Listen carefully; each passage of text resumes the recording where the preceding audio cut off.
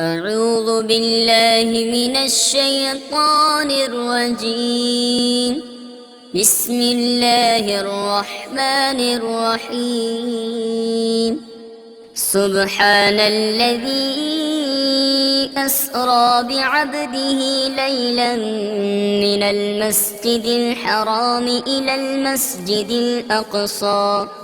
المسجد الأقصى الذي باركنا حوله لنريه من آياتنا إنه هو السميع البصير. وآتينا موسى الكتاب وجعلناه هدى لبني إسرائيل ألا تتخذوا من دوني وكيلا ذرية من حملنا مع نوح إنه كان عبدا شكورا. وقضينا إلى بني إسرائيل في الكتاب لتفسدن في الأرض مرتين ولتعلن علوا كبيرا. فإذا جاء وعد أولاهما بعثنا عليكم عبادا لنا أولي بأس شديد فجاسوا خلال الديار وكان وعدا مفعولا. ثم رددنا لكم الكرة عليهم وأمددناكم بأموال وبنين وجعلناكم أكثر نفيرا. إن أحسنتم لأنفسكم وإن أسأتم فلها. فإذا جاء وعد الآخرة ليسوءوا وجوهكم وليدخلوا المسجد كما دخلوه أول مرة وليتبروا ما علوا تتبيرا. عسى ربكم أن يرحمكم وإن عدتم عدنا وجعلنا جهنم للكافرين حصيرا. إن هذا القرآن يهدي للتي هي أقوم ويبشر المؤمنين الذين يعملون الصالحات أن لهم أجرا كبيرا. وأن الذين لا يؤمنون بالآخرة أعتدنا لهم عذابا أليما. ويدعو الإنسان بالشر دعاءه بالخير وكان الإنسان عجولا. وجعلنا الليل والنهار آيتين فمحونا آية الليل وجعلنا آية النهار مبصرة لتبتغوا فضلا من ربكم ولتعلموا عدد السنين والحساب وكل شيء فصلناه تفصيلا. وكل إنسان ألزمناه طائره في عنقه ونخرج له يوم القيامة كتابا يلقاه منشورا. اقرأ كتابك كفى بنفسك اليوم عليك حسيبا. من اهتدى فإنما يهتدي لنفسه ومن ضل فإنما يضل عليها ولا تزر وازرة وزر أخرى وما كنا معذبين حتى نبعث رسولا. وإذا أردنا أن نهلك قرية أمرنا متر فيها ففسقوا فيها فحق عليها القول فدمرناها تدميرا. وكم أهلكنا من القرون من بعد نوح وكفى بربك بذنوب عباده خبيرا بصيرا. من كان يريد العاجلة عجلنا له فيها ما نشاء لمن نريد ثم جعلنا له جهنم يصلاها مذموما مدحورا. ومن أراد الآخرة وسعى لها سعيها وهو مؤمن فأولئك كان سعيهم مشكورا. كلا نمد هؤلاء وهؤلاء من عطاء ربك وما كان عطاء ربك محظورا. انظر كيف فضلنا بعضهم على بعض وللآخرة أكبر درجات وأكبر تفضيلا. لا تجعل مع الله إلها آخر فتقعد مذموما مخذولا. وقضى ربك ألا تعبدوا إلا إياه وبالوالدين إحسانا. إما يبلغن عندك الكبر أحدهما أو كلاهما فلا تقل لهما أف ولا تنهرهما وقل لهما قولا كريما. واخفض لهما جناح الذل من الرحمة وقل رب ارحمهما كما ربياني صغيرا. ربكم أعلم بما في نفوسكم إن تكونوا صالحين فإنه كان للأوابين غفورا. وآت ذا القربى حقه والمسكين وابن السبيل ولا تبذر تبذيرا. إن المبذرين كانوا إخوان الشياطين وكان الشيطان لربه كفورا. وإما تعرضن عنهم ابتغاء رحمة من ربك ترجوها فقل لهم قولا ميسورا. ولا تجعل يدك مغلولة إلى عنقك ولا تبسطها كل البسط فتقعد ملوما محسورا. إن ربك يبسط الرزق لمن يشاء ويقدر إنه كان بعباده خبيرا بصيرا. ولا تقتلوا أولادكم خشية إملاق نحن نرزقهم وإياكم إن قتلهم كان خطأ كبيرا. ولا تقربوا الزنا إنه كان فاحشة وساء سبيلا. ولا تقتلوا النفس التي حرم الله إلا بالحق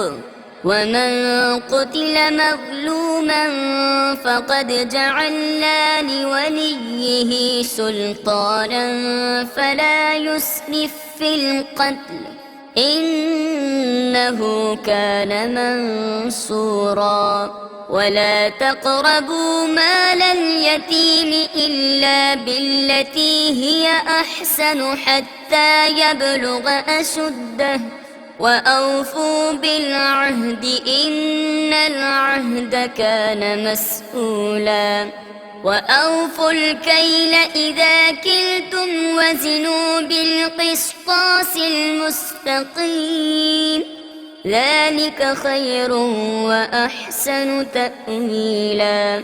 ولا تقف ما ليس لك به علم إن السمع والبصر والفؤاد كل أولئك كان عنه مسؤولا ولا تمش في الأرض مرحا إنك لن تخرق الأرض ولن تبلغ الجبال طولا كل ذلك كان سيئه عند ربك مكروها ذلك مما أوحى إليك ربك من الحكمة ولا تجعل مع الله إلها آخر فتلقى في جهنم ملوما مدحورا أفأصفاكم ربكم بالبنين واتخذ من الملائكة إناثا إنكم لتقولون قولا عظيما ولقد صرفنا في هذا القرآن ليذكروا وما يزيدهم إلا نفورا قل لو كان معه آلهة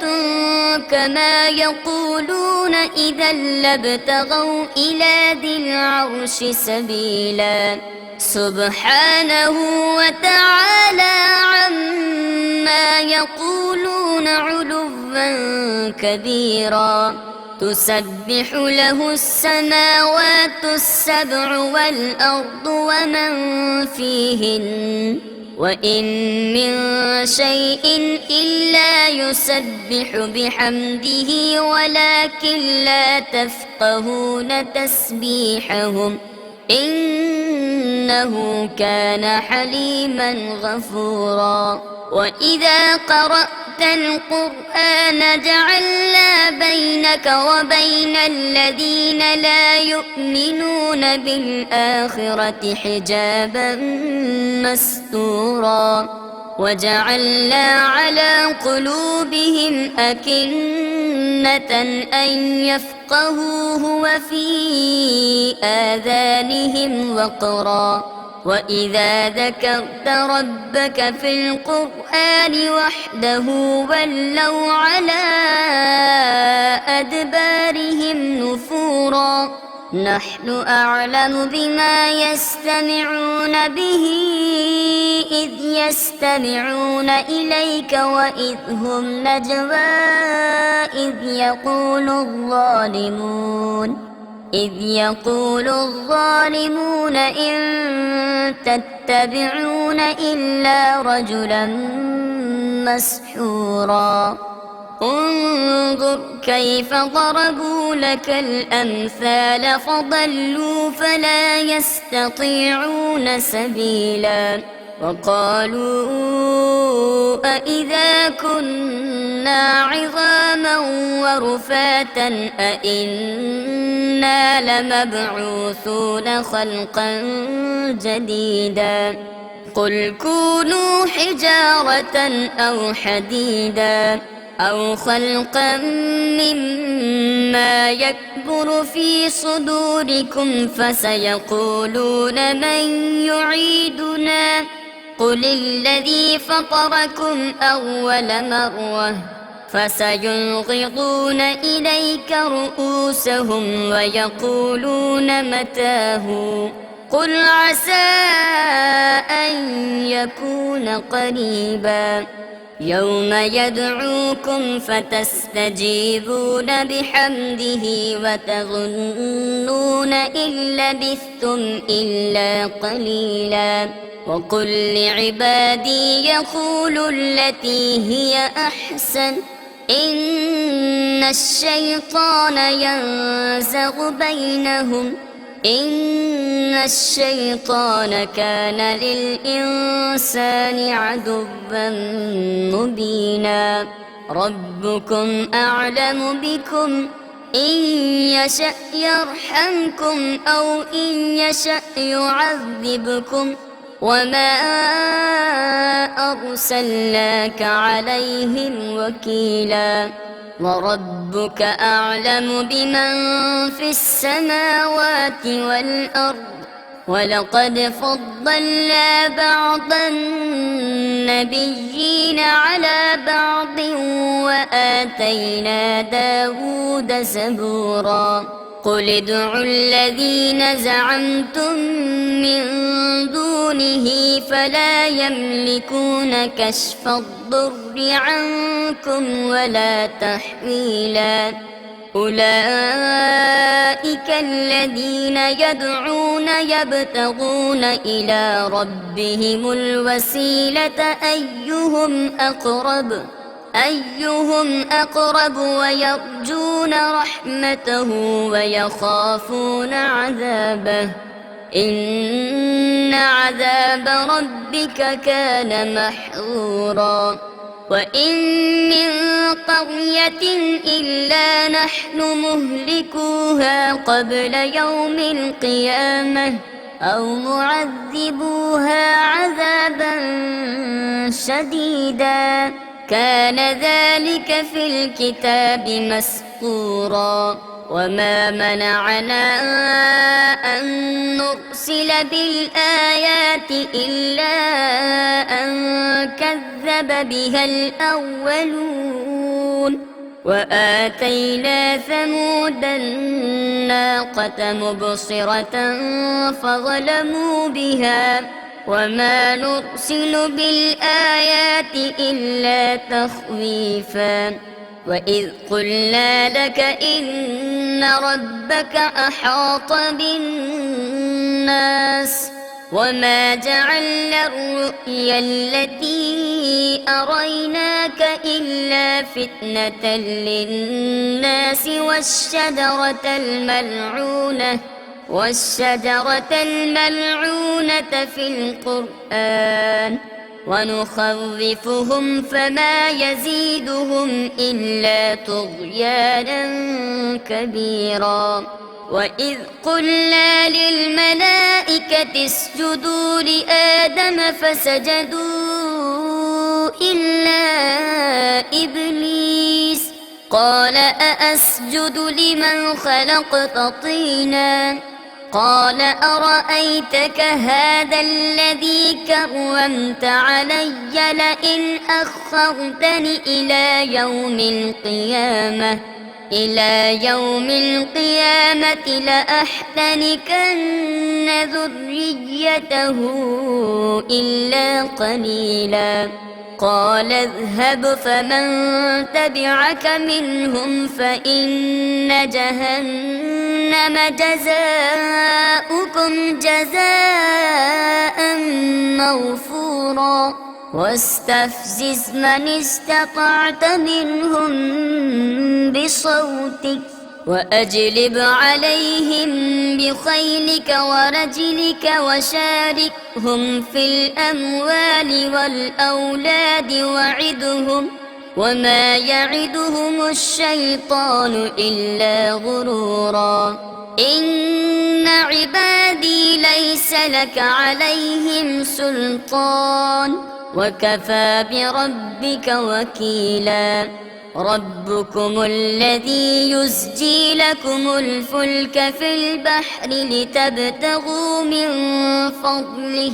إنه كان بكم رحيما وإذا مسكم الضر في البحر ضل من تدعون إلا إياه فلما نجاكم إلى البر أعرضتم وكان الإنسان كفورا أفأمنتم أن يخسف بكم جانب البر أو يرسل عليكم حاصبا ثم لا تجدوا لكم وكيلا أم أمنتم أن يعيدكم فيه تارة أخرى فيرسل عليكم قاصفا من الريح فيغرقكم بما كفرتم ثم لا تجدوا لكم علينا به تبيعا ولقد كرمنا بني آدم وحملناهم في البر والبحر ورزقناهم من الطيبات وفضلناهم على كثير ممن خلقنا تفضيلا يوم ندعو كل أناس بإمامهم فمن أوتي كتابه بيمينه فأولئك يقرؤون كتابهم ولا يظلمون فتيلا ومن كان في هذه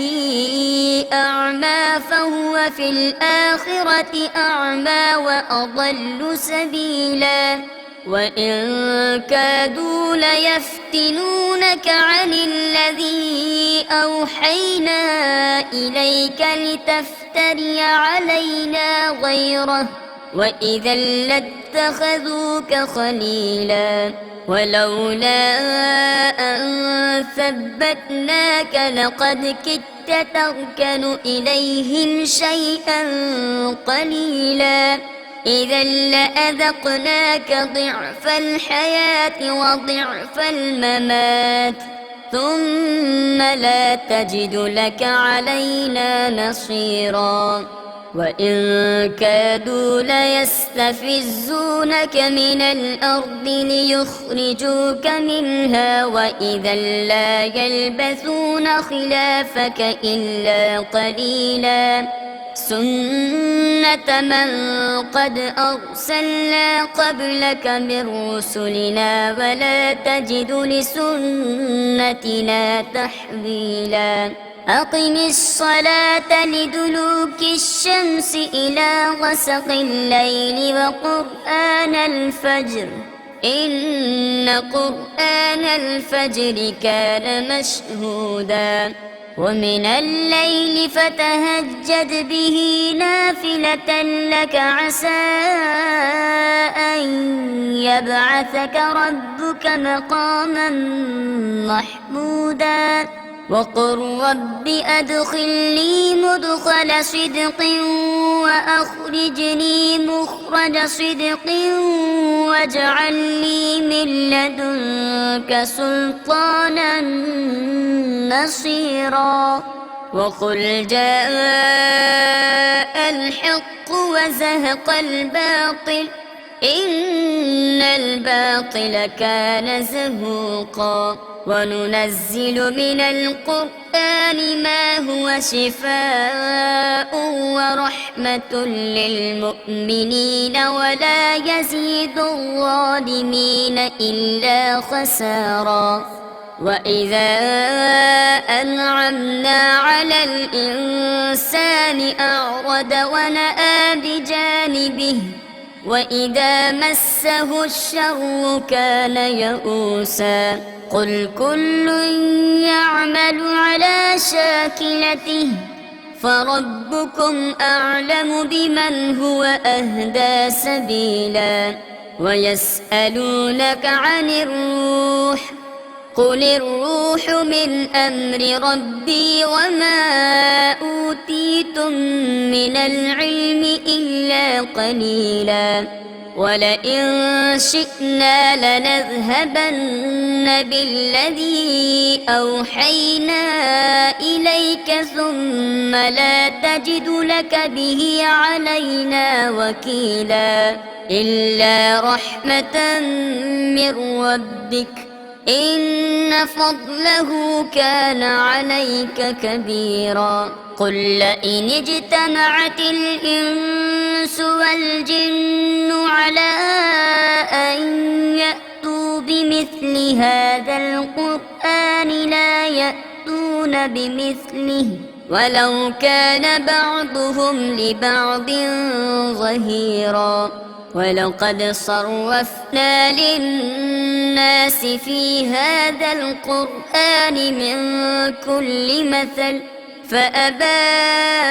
أكثر الناس إلا كفورا وقالوا لن نؤمن لك حتى تفجر لنا من الأرض ينبوعا أو تكون لك جنة من نخيل وعنب فتفجر الأنهار خلالها تفجيرا أو تسقط السماء كما زعمت علينا كسفا أو تأتي بالله والملائكة قبيلا أو يكون لك بيت من زخرف أو ترقى في السماء ولن نؤمن لرقيك حتى تنزل علينا كتابا نقرأه قل سبحان ربي هل كنت إلا بشرا رسولا وما منع الناس أن يؤمنوا إذ جاءهم الهدى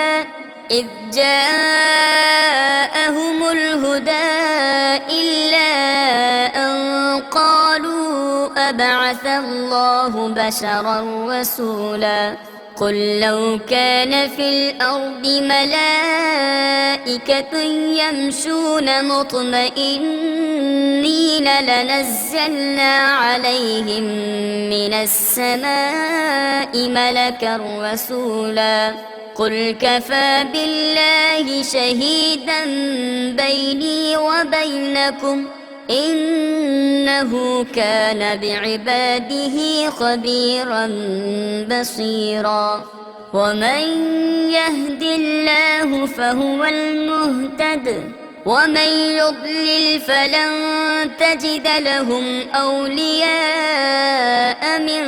دونه ونحشرهم يوم القيامة على وجوههم عميا وبكما وصما مأواهم جهنم كلما خبت زدناهم سعيرا ذلك جزاؤهم بأنهم كفروا بآياتنا وقالوا أإذا كنا عظاما ورفاتا أإنا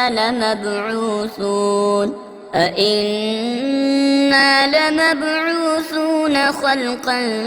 جديدا أولم يروا أن الله الذي خلق السماوات والأرض قادر على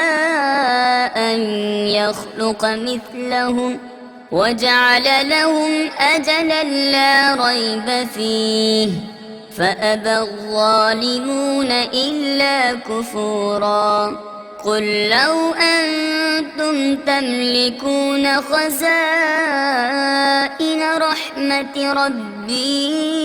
إذا لأمسكتم خشية الإنفاق وكان الإنسان قتورا ولقد آتينا موسى 9 آيات بينات فاسأل بني إسرائيل إذ جاءهم فقال له فرعون إني لأظنك يا موسى مسحورا قال لقد علمت ما أنزل هؤلاء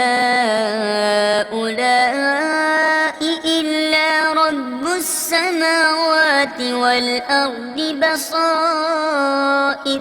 وإني لأظنك يا فرعون مثبورا فأراد أن يستفزهم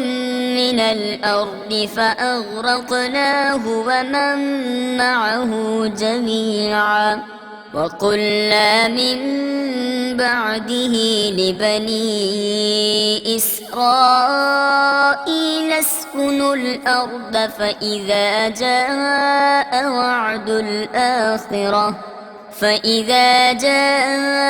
وعد الآخرة جئنا بكم لفيفا وبالحق